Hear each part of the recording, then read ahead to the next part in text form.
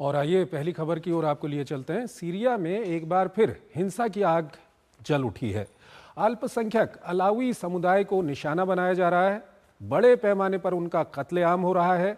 हिंसा पूर्व राष्ट्रपति बशर अल असद के वफादार लड़ाकों के हमले के बाद शुरू हुई है। इन लड़ाकों ने सुरक्षा बलों के साथ मुठभेड़ वहां पर लड़ाकों की शुरू हुई थी। देश के नए नेता अहमद अल शरा ने इसके पीछे विदेशी ताकतों का हाथ होने का शक जताया है। हालांकि असद के पुराने सहयोगी ईरान ने इससे इनकार किया है। ये रिपोर्ट देखिए।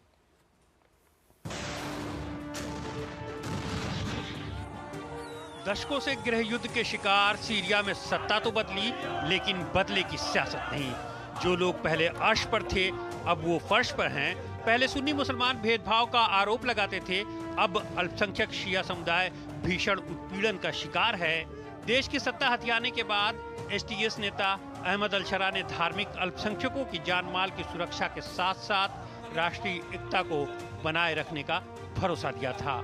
इसके बावजूद अल्पसंख्यक नए शासन में खुद को अलग थलग और उपेक्षित महसूस कर रहे हैं। पिछले 4-5 दिनों में अलावी समुदाय के साथ जो कुछ हो रहा है उससे पूरी दुनिया चिंतित हो गई है।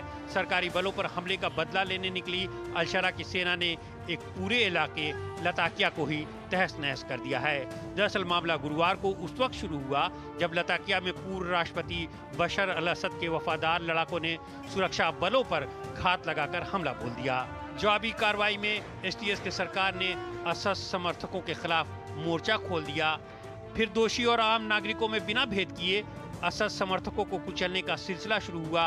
देखते ही देखते मामला दो समुदायों की भीषण झड़पों में तब्दील हो गया। अलावी समुदाय को चुन चुन कर निशाना बनाया गया। 4 दिनों में 1000 से ज्यादा लोग इस प्रतिशोध की आग का शिकार हो गए। दावा किया जा रहा है कि अलावी महिलाओं को ढूंढ ढूंढ कर नग्न परेड कराई गई और फिर उन्हें गोली मार दी गई। बशर अल असद का संबंध इसी अलावी समुदाय से है। इस बीच सीरियाई रक्षा मंत्रालय ने असद के वफादारों के खिलाफ अभियान को पूरा कर लिए जाने की घोषणा की है। मंत्रालय ने कहा है कि स्थिति को जल्द से जल्द पटरी पर लाने की कोशिश की जा रही है। अल्पसंख्यकों पर हुए अत्याचार की पूरी दुनिया निंदा कर रही है। बढ़ते वैश्विक दबाव के बीच अंतरिम राष्ट्रपति अल शरा ने हिंसक झड़पों के दोषियों को कड़ी से कड़ी सजा दिए जाने का भरोसा दिया है। हिंसा की घटना की जांच के लिए एक फैक्ट फाइंडिंग टीम के अलावा एक उच्च समिति के गठन की घोषणा की गई है। दमिश्क की सरकार का पूरे सीरिया पर नियंत्रण नहीं है। अलग अलग गुटों का विभिन्न क्षेत्रों में गढ़ है जिन्हें विभिन्न देशों का समर्थन प्राप्त है। उत्तर और पूर्वी क्षेत्र में कुर्द समुदाय का नियंत्रण है जहां इनकी स्वायत्त सरकार है। तुर्की अमेरिका द्वारा समर्थित कुर्दों के खिलाफ लड़ रहा है। कुर्द कमांडर ताज़ा हिंसा के पीछे तुर्की का हाथ होना मानते हैं। और इस खबर पर बात करने के लिए हमारे साथ जुड़ रहे हैं पूर्व एम्बेसडर एसआर तायल, विदेशी मामलों के जानकार हैं।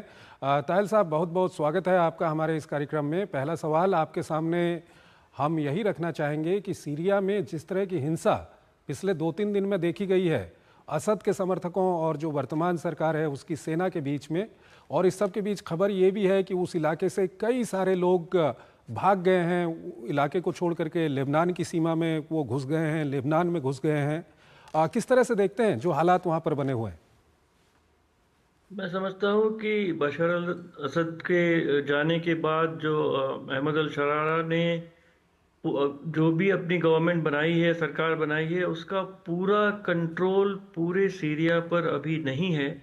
जैसा कि आपकी रिपोर्ट में भी बताया गया कि कई सारी मिलिशियाज थी, वो सब मिलके उन्होंने एक फौज बनाई है जिसमें अधिकतर अहमद अल शरारा साहब की इस्लामिस्ट फोर्सेज ही हैं। पर जो एलावाइट्स है वो करीब 12% हैं, कुछ क्रिश्चियंस भी हैं 10% है, और वो जो इस्लामिस्ट आइडियोलॉजी से थोड़ा विपरीत है, विभिन्न है। और ये एक एरिया में जो अलावाइट्स हैं वो कोस्टल एरिया में लटाकिया वगैरह के आसपास है, एक कंसंट्रेटेड है। पर जो समाचार आ रहा है कि शायद पहला हमला उन्हीं की तरफ से, उनकी एक मिलिशिया कुछ लोगों ने बनाई है। जो अलावाइट्स हैं जो बशर अल असद के समर्थक थे पहले, और करा military council for the liberation of Syria. मैं समझता हूँ कि ये बहुत ही खतरनाक मूव है और ये देश को सीरिया के गृह युद्ध को खत्म नहीं होने देगा।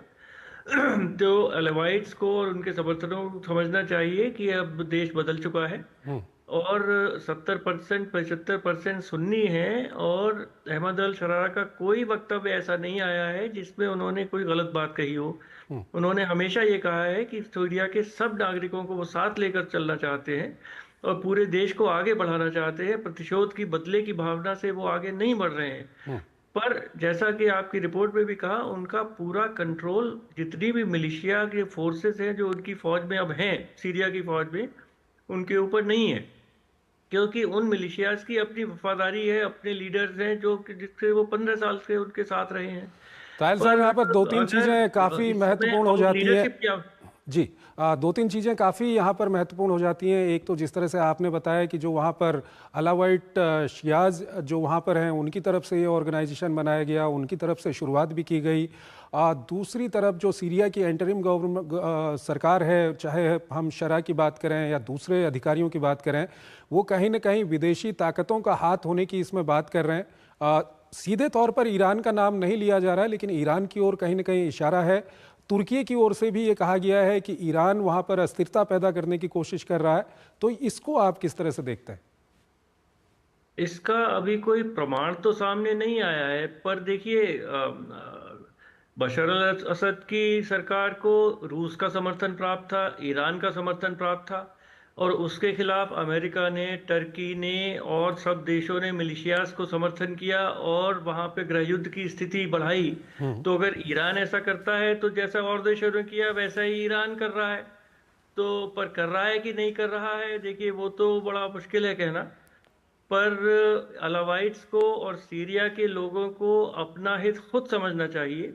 अलावाइट्स 10-12% है, उनको अगर लड़ने के रास्ता वो अख्तियार करते हैं तो वो बहुत ही गलत रास्ते पर जा रहे हैं। उन्होंने पिछले 40-50 साल में 70% सुन्नियों के ऊपर पूरा राज्य किया है। अब उन्हें रियलिटी को समझना चाहिए, सर नीचा रखे। और हमेशा मैं सोच रहा हूँ कि अहमद अल शारा साहब का कोई वक्तव्य ऐसा नहीं है जिसमें उन्होंने कहा है कि अलावाइस के खिलाफ कोई भेदभाव किया जाएगा या उनके खिलाफ कोई प्रतिशोध या बदले की भावना से काम किया जाएगा। तो अलावाइट्स हो या क्रिश्चियंस हो या कुर्द्स हो, सबको अहमद अल शरा साहब के हाथ मजबूत करने चाहिए, उनके साथ काम करना चाहिए, और तभी उस देश में गृह युद्ध की स्थिति को अलग किया जा सकता है। इस सब के बीच सर सवाल ये भी उठता है कि अहमद अल शरा के सामने कितनी बड़ी चुनौतियां हैं। एक तो वो वहाँ पर सत्ता हस्तांतरण करना चाहते हैं, लोकतांत्रिक रूप से वहाँ पर सरकार बनाना चाहते हैं। दूसरा, काफ़ी हिस्सा अभी भी वहाँ पर कुर्दों के पास है जिनको बाहरी ताकतों का समर्थन हासिल है।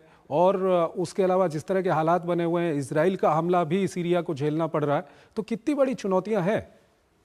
बहुत बड़ी चुनौतियां हैं अहमद अल शरा के साथ, जैसा आपने कहा, बहुत बहुत बड़ी चुनौतियां हैं। पर उनको अगर वहाँ की जनता का समर्थन मिले और जनता थोड़ा देश के लिए सोचे और केवल अपने समुदाय के प्रति ना सोचे, थोड़ा बड़ा सोचे, और अपने देश, जो पहले तो सीरिया बहुत ही एक संपन्न देश था, आज 80% जनता वहाँ बिलो पॉवर्टी लाइन है।